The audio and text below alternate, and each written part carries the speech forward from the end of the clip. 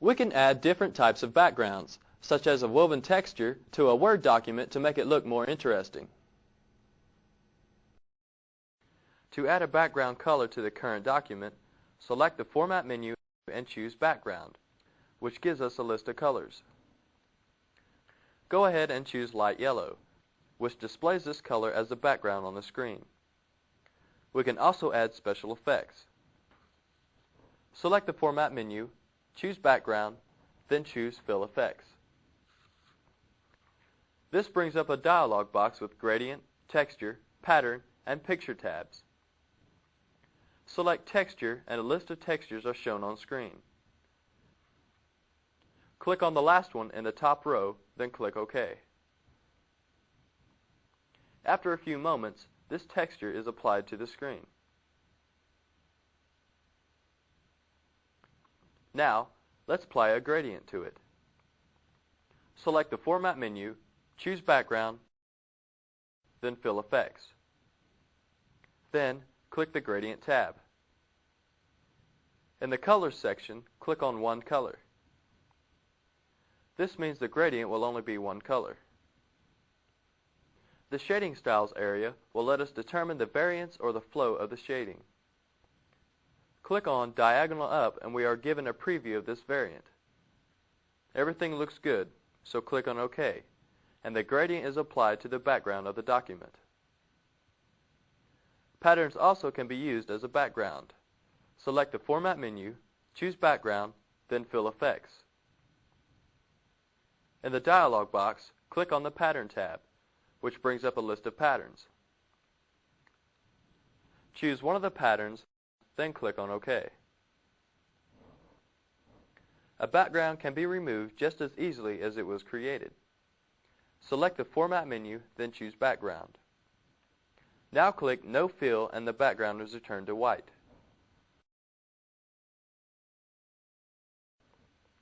In a Word document, we can also add a border to any or all sides of a table, a paragraph, or selected text in a document.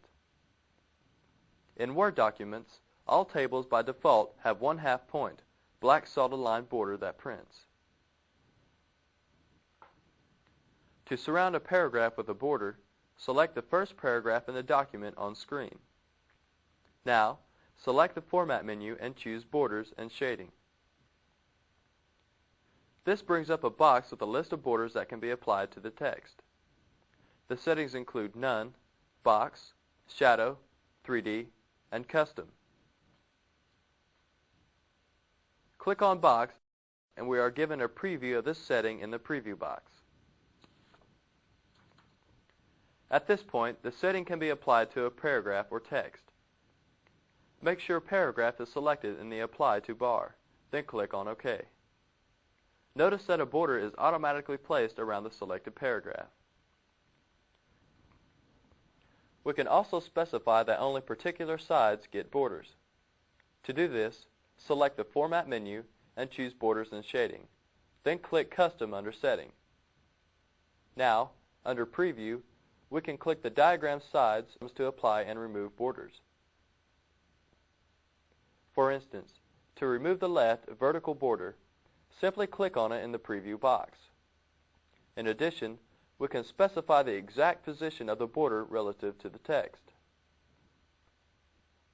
To do this, click Options, which brings up a box that will let us change the distance from the text. For example, type 2 in the top bar, then click on OK. Now, click on OK once more to apply the changes to the paragraph. Word also makes it easy to add a border to a page. Select the Format menu, then choose Borders and Shading. In the dialog box, click on the Page Border tab. At this point, we can choose various page border settings and styles. Click Shadow, then choose a style from the list. To change the color of the border, click the color bar and choose Blue. We want to apply this to the whole document, so click OK. We can also add shading to selected text or an entire paragraph. Select the first paragraph. Then select Format menu. and choose Borders and Shading. Now, click the Shading tab, which brings up different fill colors. Choose Yellow. Then click on the Pattern Style box, which brings up a list of style pattern percentages. Select 15%, then click OK, which applies the style to the selected text.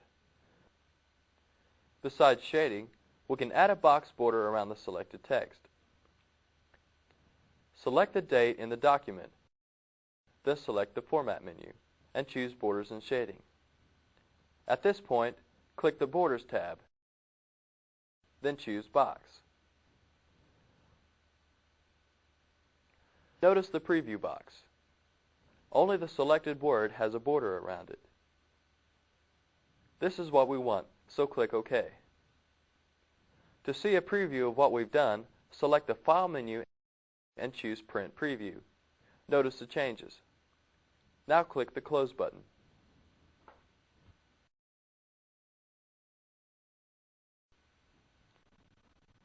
We can remove borders from any or all sides of a page, a paragraph, or selected text in a document. To remove a border from a page in a document, select the Format menu. Then choose Borders and Shading, and then click the Page Border tab. Now, under Setting, click None, which displays in the preview box that the page border has been removed. At this point, click on OK. To remove a border from selected text, select the text.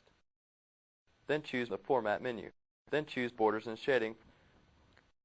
Then under Setting, click None. Then click on OK, which removes the border from the selected text.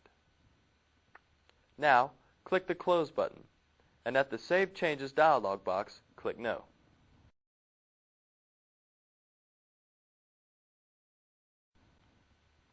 As we have seen, when we manually number items in a list, Word converts the type numbers to automatic numbering.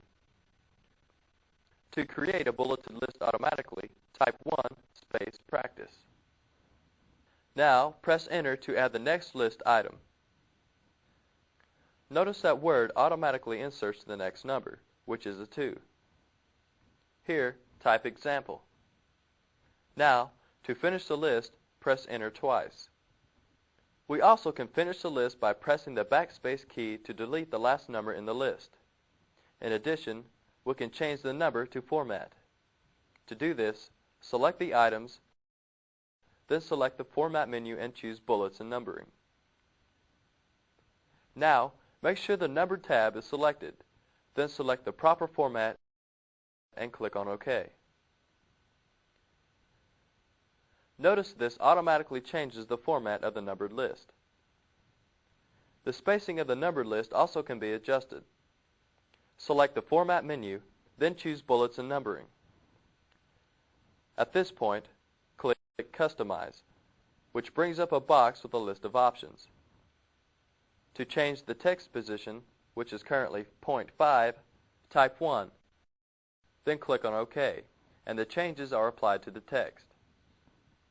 To remove the numbering, make sure the text is selected, then click Numbering in the toolbar, the 7th button from the right.